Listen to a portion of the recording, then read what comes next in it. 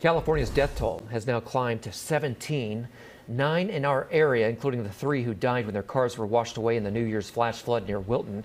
2 homeless victims died when trees fell on their tents in Sacramento County, and 1 person is dead in El Dorado County.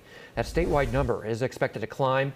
The search for 5-year-old Kyle Doan, he hasn't been found. The kindergartner was with his mom yesterday when their car was swept away in floodwater in San Luis Obispo County. She was rescued, but he disappeared in that water.